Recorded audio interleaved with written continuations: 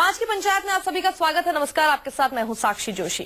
चुनाव आते ही नेता बेलगाम से हो गए हैं, चाहे बीजेपी के नेता हो या फिर कांग्रेस की जनसभा में अभद्र टिप्पणियां करने से बाज नहीं आ रहे। कोई जनता को भड़का रहा है तो कोई जनता को धमका रहा है। खुलेआम आचार संहिता की धज्जियां उड़ाई जा रही हैं। ऐसे में पांच की पंचायत में आज हम यही सवाल कर रहे हैं कि चुनाव में इतनी जहरीली जुबान क्यों है भाई, और क्या बेलगाम बयानबाजी से वोट मिलते हैं?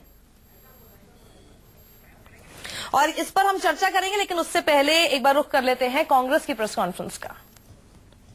If you look at one aspect of health, the flagship program of Swachh Bharat mission, if you look at the amount that should be spent in order to achieve those goals, a fraction of what should be spent, what has been allocated, is actually being spent on the ground.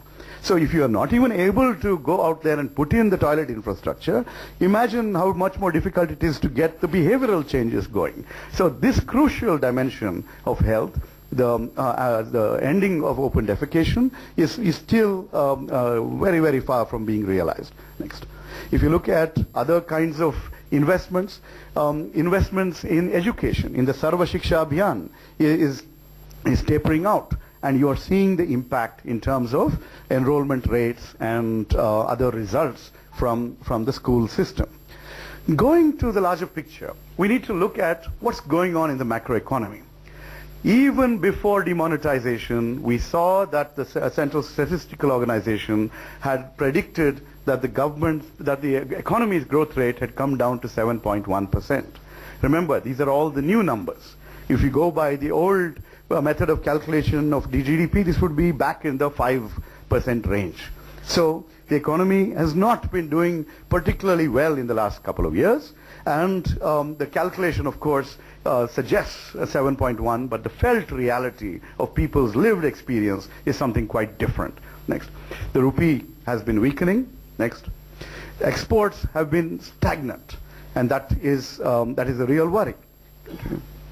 And this, by the way, exports have not been stagnant for countries like Vietnam and others who are also competing with us in the global marketplace. So it's not just a question of international global conditions being a little slow. It's a question of how well we can compete in terms of our own exports. At a time like this, when the economy was weakening, when macroeconomic indicators were not favorable, we end up with demonetization. And we have Dr. Manmohan Singh, who spoke in Parliament very eloquently and pointed out that this was a... और इस press conference के highlights हम आपको आगे भी दिखाएंगे, लेकिन अब रुक करते हैं हमारी पांच की पंचायत का और आपको दिखाते हैं कि किस तरह से नेता बदजुबानी कर रहे हैं।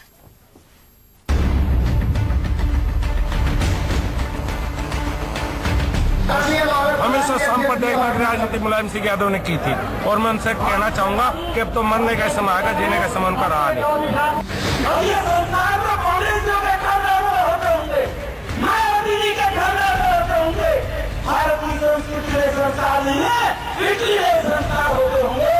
शादी के 5-7 महीने बाद पोती लिया जाए। तो मेरा नाम है देवबंद में, मुरादाबाद में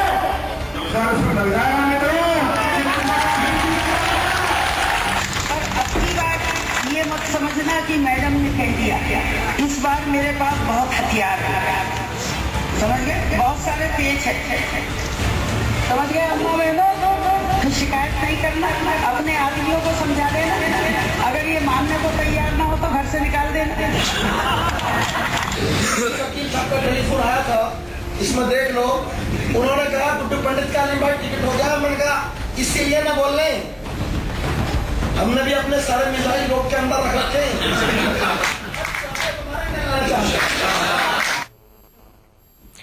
तो इसी पर होगी हमारी चर्चा। हमारे साथ बीजेपी के प्रवक्ता विजय सोनकर शास्त्री जुड़ गए हैं, कांग्रेस के प्रवक्ता राजीव त्यागी, बीएसपी की नेता ऋतु सिंह हमारे साथ है, और साथ ही समाजवादी पार्टी की प्रवक्ता मधु गुप्ता।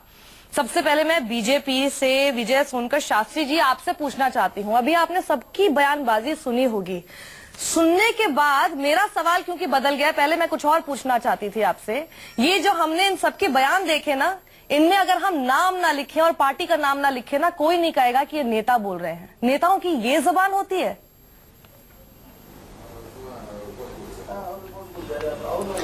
साक्षी जी, ये तो सही बात है कि चुनाव के समय में कुछ नेता इस प्रकार की बातें करते हैं। उनको मुद्दे पर होनी चाहिए। और जिस प्रदेश में अगर प्रदेश का चुनाव हो रहा है तो प्रदेश के मुद्दे लेनी चाहिए, केंद्र का चुनाव हो रहा है तो केंद्रीय मुद्दे होने चाहिए।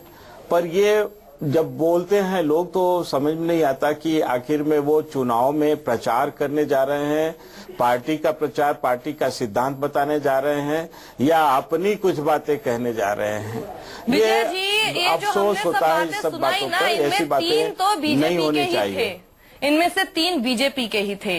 संजीव बालियान ऐसी बात बोल रहे हैं कि मुलायम के मरने का समय आ गया, जीने का समय नहीं बचा है उनका।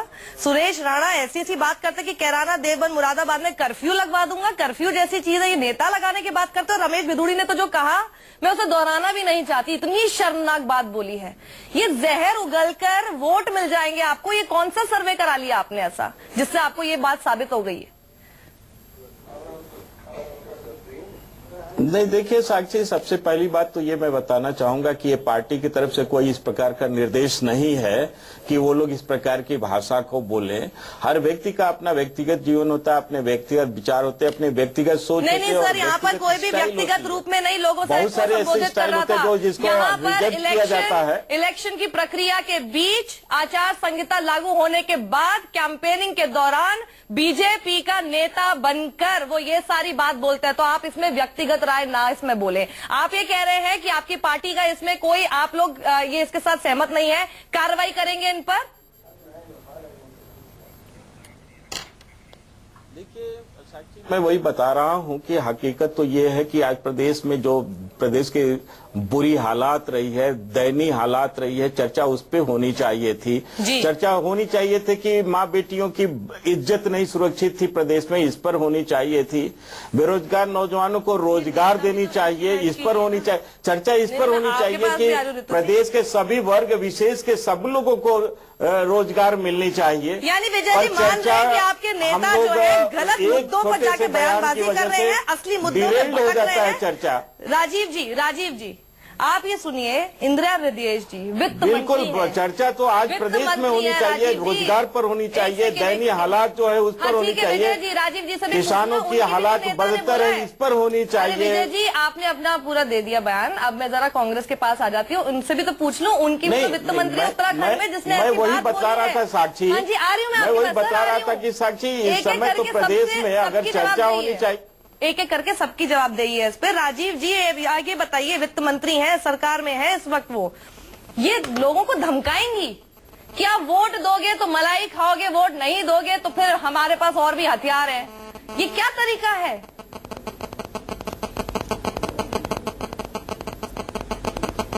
देखिए, इंदिरा हृदय जी से मेरी व्यक्तिगत रूप से बात हुई है और बात होने के बाद उन्होंने बताया कि उस सभा में भारी तादाद में महिलाएं थी, तो महिला को उन्होंने कहा कि अपने पुरुषों को समझाइए, अपने पतियों को समझाइए कि वो वोट दे, नहीं तो वो भुगतने को तैयार हो जाएं।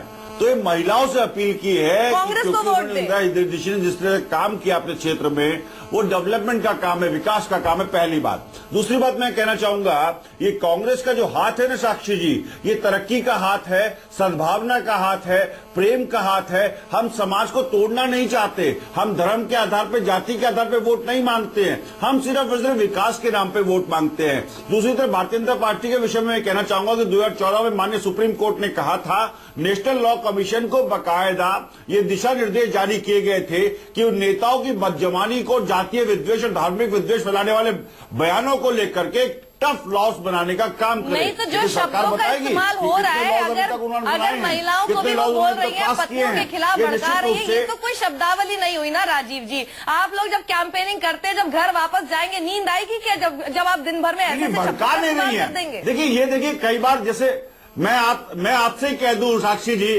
कृपया मुझे समय दीजिए, नहीं तो फिर देखिए मैं आपको क्या नाम उसका आपसे नाराज हो जाऊंगा। तो मैं ये भी तो कह सकता हूँ ना। देखिए ये ह्यूमरस एक तरीका होता है कहने का। मैंने जैसे नाराज मत होइए, बोलते रहिए, सेकेंड और नहीं तो मैं आपसे नाराज हो जाऊंगा। तो ये जो चीजें है ना, देखिए समझनी होंगी हमें, कौन क्या बोल रहा है। भारतीय जनता पार्टी के जितने भी अभी 5 नेतागण मिनट में बात हैं करती वो हूँ। धार्मिक आधार पे लोगों को बांट देना चाहते हैं। हाँ। मैं कहना चाहूंगा विजय सोनकर शास्त्री जी से 5 अचीवमेंट मोदी सरकार के बता दे और ये कहें नहीं कि चलिए अभी हम अचीवमेंट की बात नहीं कर रहे हैं, अभी हम बदजबानी की बात कर रहे हैं और बाकियों को भी बोलने दीजिए राजीव जी, वरना वो आपसे नाराज हो जाएंगे। लड़ेंगे नहीं अब बाकियों को भी बोलने साक्षी दीजिए, वो इन्होंने आपसे पूछा नाराज है हो तो मैं जाएंगे, बहुत देर से बताऊंगा। बैठे हैं। उत्तर प्रदेश की जो कृषि विकास दर है 2% है। विजय जी आ रही हूँ, बाकियों को भी बताने दीजिए। कृषि दर पे किसी और दिन बात करेंगे, कृषि दर पे किसी और दिन बात करेंगे। आपकी देश की जो कृषि विकास दर है ऋतु जी बैठी है यहाँ पे, ऋतु जी बैठी है, जरा इससे भी बात कर जो लूं। देश की है सर देखिए बाकियों को बोलने दीजिए, वरना वो नाराज हो जाएंगे। अभी उसी पे मैं आ रही थी। ऋतु जी, बीएसपी मायावती, जब दयाशंकर का एपिसोड हुआ था, बहुत हो हल्ला हुआ था कि कैसे इस तरह की भाषा का इस्तेमाल कर सकते हैं। बताइए, आप ही के नेता बोल रहे हैं गुड्डू पंडित के लिए हर चौराहे पे जाके मारूंगा। ये कौन से नेता की भाषा है? मैं बस ये समझने की कोशिश कर रही हूँ। अगर मैं इनका नाम नेता के रूप में नहीं लूं तो फिर लोग भी समझ जाएंगे कि फिर क्या है ये। नहीं देखो, किसी भी पार्टी के कोई भी नेता वो क्योंकि देश से बंधे हुए होते हैं तो उन लोगों को इस तरह की भाषा का प्रयोग नहीं करना चाहिए और ये गलत है। मैं पर तो आप सब लोग ये बोल तो रही हैं, लेकिन ये कोई नहीं बोल रहा कि हम लोग कार्रवाई करेंगे उसके नहीं, खिलाफ। बिल्कुल कार्रवाई भी करनी चाहिए, क्योंकि कार्रवाई अगर ये पार्टियां नहीं करेंगी तो ये नेता इससे भी ज्यादा खराब हो जाएंगे। बीएसपी करेगी कार्रवाई इनके खिलाफ जो नहीं, बिल्कुल होनी चाहिए इन लोगों के लिए। सारे एक सरकार को एक रूल बनाना चाहिए कि कम से कम ऐसे नेताओं के खिलाफ कार्रवाई होनी चाहिए। चलिए, हमारे साथ प्रवक्ता है समाजवादी पार्टी के मधु गुप्ता जी। मधु गुप्ता जी, मैंने आज जितनी भी बयान सुनाए हैं उसमें समाजवादी पार्टी की तरफ से कोई इस तरह का बयान नहीं है, तो इसलिए आप थोड़ी सी आज सेफ साइड पर है। लेकिन हम ये भी नहीं प्रॉमिस कर सकते कि आगे वाले दिनों में हमें ऐसा कुछ सुनने को नहीं मिलेगा समाजवादी पार्टी से। लेकिन फिलहाल इन सभी बयानों के बाद मैं आपसे जानना चाहती हूँ कि आपको लगता है बौखलाए हुए हैं ये सब लोग, इसीलिए ऐसी ऐसी भाषाएं निकल रही हैं? नहीं, आप ये नहीं कह सकते कि समाजवादी पार्टी नहीं। में इस तरह के नेता नहीं है। हाँ, तो मैंने अभी कहा बीच ना। में बहुत सारे नेताओं की मैंने ऐसे कहा कि आज कुछ जो कुछ मैंने चीजें बात सामने सुनाई, आई थी जो आज आप दिखा नहीं रहे इलेक्शन या बात बता नहीं रहे। नामांतरण तभी की बात बोला करने ना। वाले, हाँ, अब उनको घर बोलो। वापसी की बात करने वाले, रब जिहाद की बात करने वाले और ये बीजेपी के नेता योगी आदित्यनाथ जी, साक्षी महाराज जी, साध्वी प्राची जी, अरे अब तो मुलायम सभी सिंह ने क्या कहा था? लिमिट्स को क्रॉस कर दिया साक्षी, गया है। अगर इनको जो याद आज हो, मधु उन्होंने गुप्ता बात को की, तो मुलायम चाहे सिंह वो ने इनके, कहा था केंद्रीय कि मंत्री बच्चे हैं, संजय लड़के कल्याण हैं, साहब लड़कों से तो उन्होंने भूल हो ही इतना जाती खराब है। बात कही। हमें तो कभी कभी ऐसा इनके महसूस नेताओं होता की है तो सोच कि ये चेहरा है। किसी और का है और ये बयान ऊपर से आ रहे हैं जो आज संजीव बलियान साहब ने अभी कहा। इलेक्शन और के बाद अखिलेश जी ने भी अभी इलेक्शन की बदजबानी की बात कीजिए। देखिए भाई, आपके साथ तो रेप नहीं हुआ है। देखिए, पुराने बयानों पे हम इस वक्त नहीं जा रहे हैं। हम लोग ये कह रहे हैं कि इलेक्शन लड़कों के से, दौरान बच्चों जो से भूल हो बदजुबानी जाती है है। उससे क्या आपको लगता है कि उन्होंने वोटर तो आपको सारी लिमिट आकर ही क्रॉस वोट कर दी। करेगा? जो तो इतनी इलेक्शन के बड़ी दौरान तो नहीं आई महिलाओं के इनके लिए, कोई सामने। चाहे वो किसी भी पार्टी की हो, अक्रॉस द पार्टी लाइन ये गलत किया है। जी, अब बोलिए विजय जी, आप बोल रहे थे। आ रही हूँ राजीव जी आपके पास।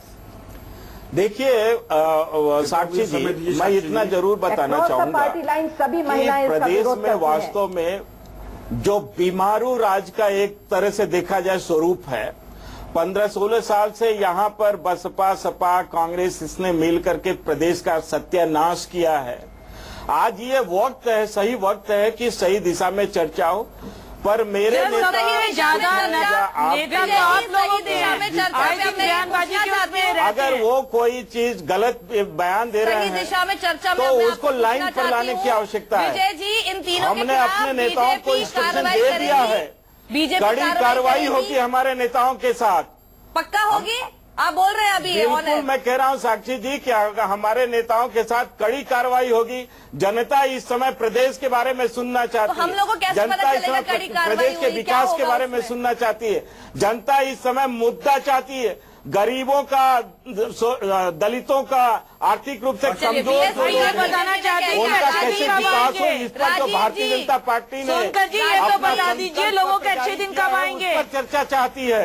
अच्छे दिन कब आएंगे? लेकिन हालात ये लोग है पूछ रहे हैं आपसे कि अच्छे इस दिन कब प्रकार आएंगे? की चर्चा से डिरेल्ड होता है। अपने ही नेताओं को समझाइए ना अच्छे कि दिन किस तो आ मुद्दे पे गए हैं लड़ना है। इस मुल्क के। मैनिफेस्टो आपने 2.5 जारी साल हो किया गए, है। पौने उसके 3 बाद साल हो गए। नहीं पता कि किस मुद्दे पे लड़ना है, तो फिर ये 15 लाख रुपए आ गए। 4% जो विकास की दर थी, अरे वो 15 लाख रुपए लोगों के आ गए हैं अच्छे दिन तो अकाउंटों देखा में। होगा कि एक भी भ्रष्टाचार नहीं कितना हुआ। कम हो गया है? अच्छे दिन तो इसी को कहते हैं ऋतु। विजय तो जी आप भ्रष्टाचार कितना कम हो गया बताइए ना, कितना काला धन वापस आ गया भारत हो गया है, बताइए। 15-15 लाख रुपए अकाउंट में आ भ्रष्टाचार गए। मुक्त भारत किसानों हो की गया, ये दशा, अच्छा दिन है। उनका कर्जा माफ कर दिया आपकी सरकार ने। राजीव जी आप बताइए क्या किया ऐसा आपने? बैंकों में कांग्रेस वापस की आए तरफ से हैं ये काले आश्वासन धन। है कि ऐसे सब बदजुबानी करने वाले कोई भी होंगे नेता तो उनके खिलाफ कार्रवाई करोगे आप लोग?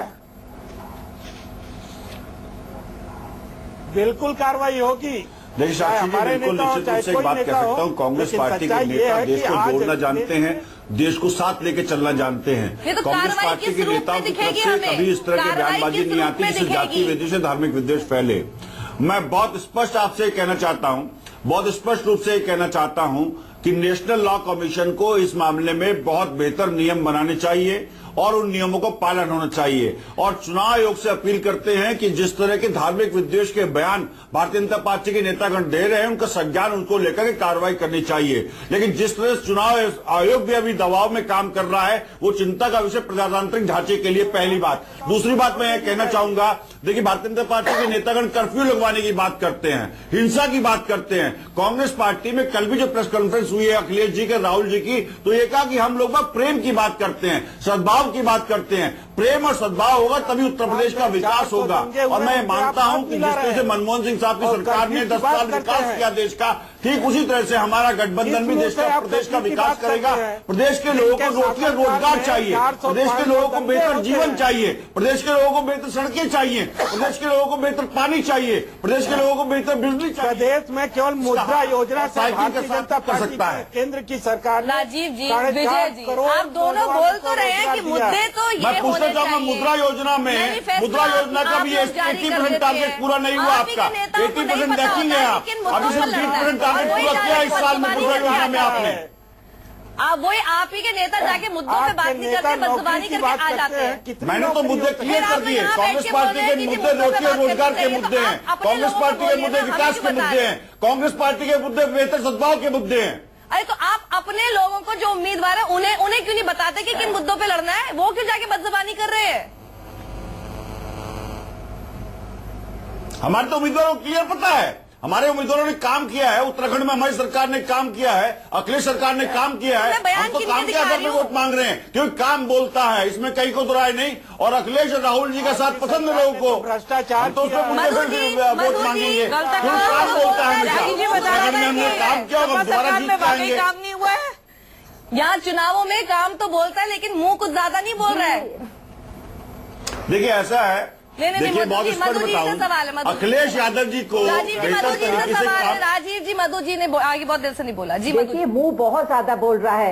ये जो बीजेपी है, आरएसएस है, ये सांप्रदायिक ताकतें हैं जो अलगाववाद की बात करती हैं, विघटनकारी हैं और इनको कोई मतलब नहीं है। इनको सत्ता चाहिए, चाहे वो किसी भी बात पर, चाहे वो सांप्रदायिक तौर पर बातें करें, चाहे किसी से, इनको कभी मुद्दे से मतलब नहीं है। ये आज से नहीं, शुरू से। आप भूल रहे हैं साक्षी महाराज के बयानों को, आप भूल रही हैं साध्वी प्राची के बयानों को, आप भूल रही हैं योगी आदित्यनाथ जी के बयानों को। अब इन्होंने अपनी सारी लिमिट क्रॉस करके महिलाओं को बताने का काम किया। पहले बताते थे 10-10 बच्चे पैदा करिए, अब बता रहे हैं कि कौन लेजिमेट है कौन इलेजिमेट है। इनको अपने शब्दों का चयन का नहीं मालूम, कैसे शब्दों का चयन करना चाहिए। ये सत्ता के इनको 3 साल हो गए इस तरह की बदजुबानी करके क्या आप लोगों को लगता है कि वोटर आगे आपको वोट दे देगा जब वो देखेगा कि जी मेरा नेता कितनी बढ़िया भाषा का इस्तेमाल करता है? नहीं, देखिए ये सच बात है कि ऐसे नेता क्या कहते हैं राजनीति को गंदा करते हैं और ऐसे नेताओं को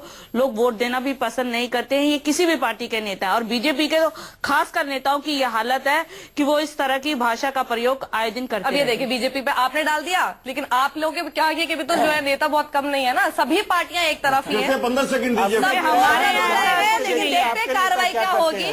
फिलहाल हमारे साथ 5 की पंचायत में जुड़ने के लिए बहुत बहुत शुक्रिया आप सभी का। यहाँ पर रुकेंगे छोटे से ब्रेक के लिए, ब्रेक के बाद भी बड़ी खबरें रहेंगी जारी।